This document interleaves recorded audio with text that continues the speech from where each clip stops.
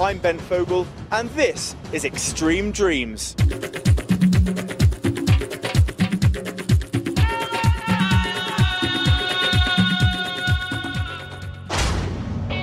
Day 4 of Extreme Dreams, and we're in the Himalayas, the most incredible mountain range on Earth.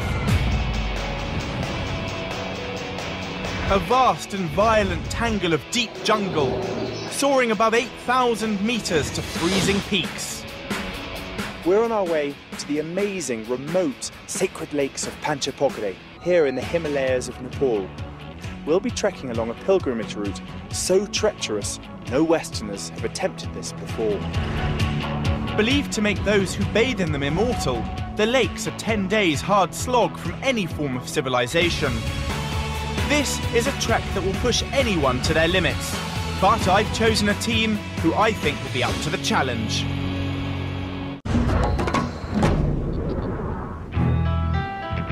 Four days ago, we left behind all trace of civilization. Whitewater rafting down one of Asia's most terrifying rivers to get to the start of a perilous pilgrimage trail never attempted by Westerners before. From the start, the trek exhausted everyone, but especially Yona, who infuriated some in the team with her constant but necessary medical stops. We're probably getting a little bit frustrated, really, because we're causing the rain and we want to get on. And the higher we went, the harder it got.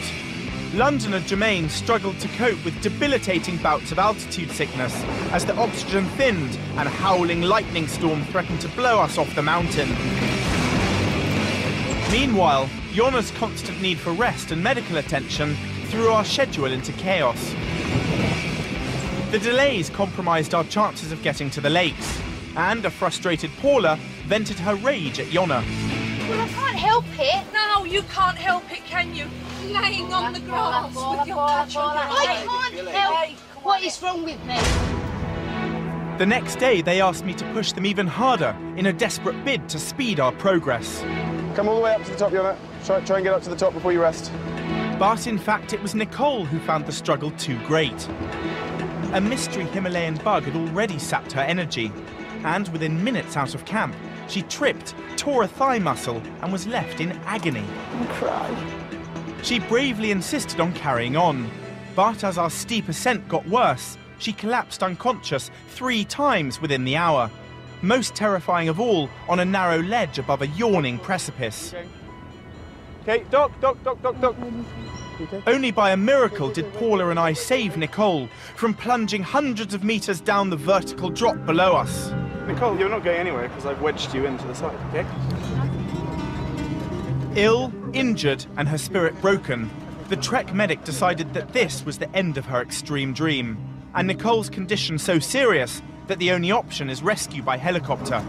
I'm afraid the doc has said that's it, and it's so bad she's going to be air evacuated out straight to hospital in Kathmandu.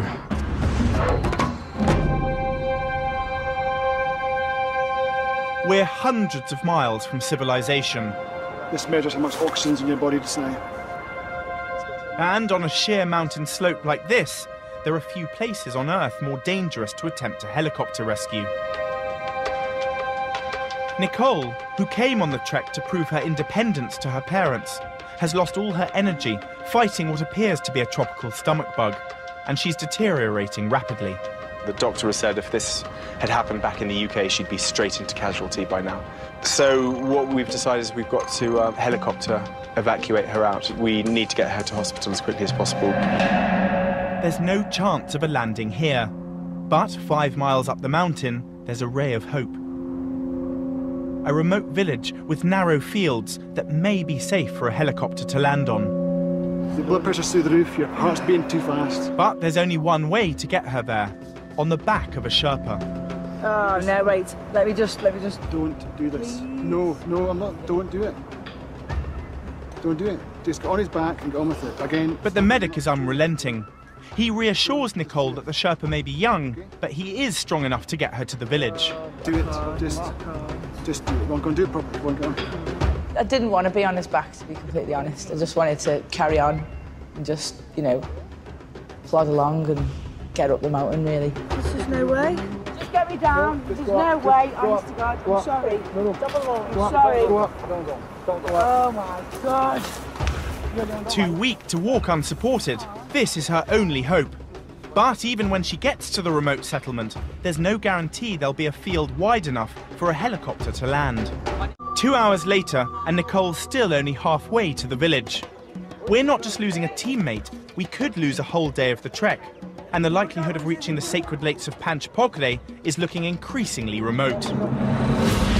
Coming up, Nicole's condition deteriorates. Get me together. My team are in shock. And there's nowhere for the helicopter to land. You can't land here, it's an hour's distance, okay?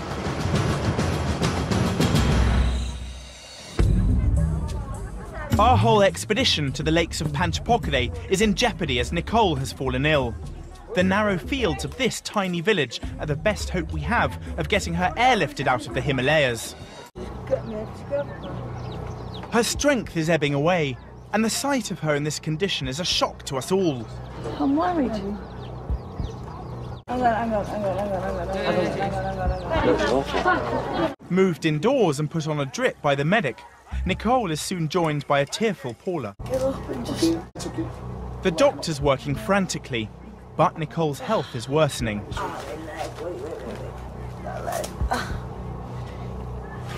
She needs full medical attention and fast. It's just a shame, but they're waiting now for a helicopter to come in. And they've actually got a team of porters who've gone around this little village now to get a team of porters to carry her up. Thankfully, the helicopter has found its way through the deep mountains to the village. But there's no guarantee it will be able to land. Open it up, open it up, open it up. Okay, keep going. I've been shown a field that might be wide enough, but we have to get the pilot's attention. Okay, we've got some more. Yeah, come on, Jermaine, bring it down. Bring them down, Jermaine. Yeah, just chuck them down. So, Jermaine, yeah, just take your shirt off, put your fleece on, and wave your shirt. The Rocky Mountain fields are so narrow, landing on them is incredibly dangerous. Okay, guys, stand by to run if he's going to change spots. The pilot pauses to assess the thin and rocky field below him. If the helicopter can't land here, Nicole will have to be carried an hour east to the next village. It's no good. The field's too narrow, and with Nicole getting worse by the moment, this could be a disaster. Basically, we've found a potential landing spot, but the helicopter's going around and around because it's just too hazardous here. He's had an approach, had a look at it, and he's now coming in, or not. The field ledges are just too narrow and rocky for a safe landing. If we take Nicole to the next village, we won't be back before sunset, and we'll be so far behind schedule, we'll have no hope of reaching the lakes. Please come back again. Okay, he's doing another circuit. Sid, do you know where the other spot is? Okay, so it's only an hour away. If you can't land here, we've got to, and it's an hour's distance, okay? Meanwhile, Nicole's condition is going from bad to worse. Remember, my drip was filling with blood. I was thinking, that's not right. With Nicole's condition worsening, the pilot makes a brave decision to risk a hazardous landing in the original field that he previously judged too dangerous.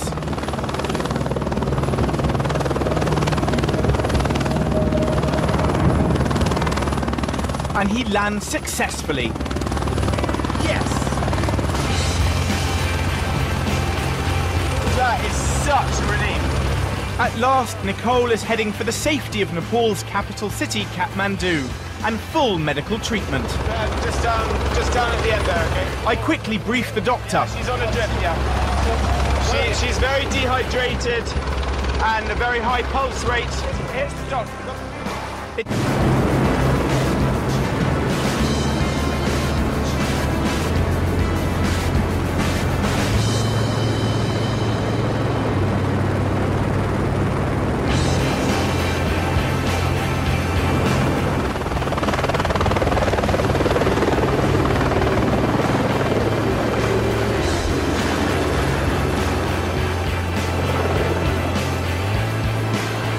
For Nicole, the dream is over.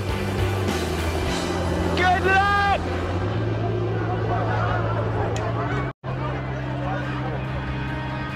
But what a dream it's been.